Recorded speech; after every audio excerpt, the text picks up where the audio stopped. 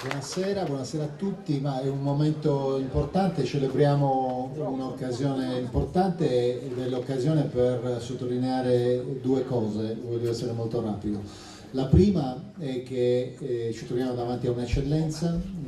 per la quale dobbiamo ringraziare tutti, dal primo importante responsabile di questo risultato a tutti i suoi collaboratori, tutti coloro i quali hanno reso possibile questa grande, straordinaria condizione che è la condizione dell'ospedale Abruzzo, in particolare di questo reparto.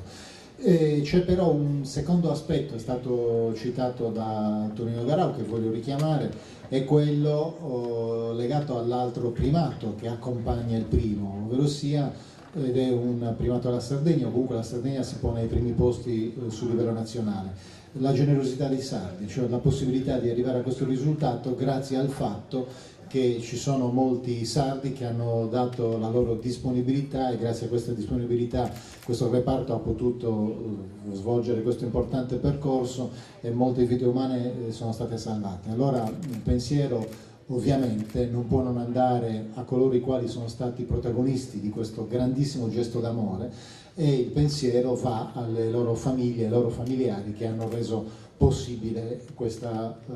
avventura, questa straordinaria opportunità, che hanno reso possibile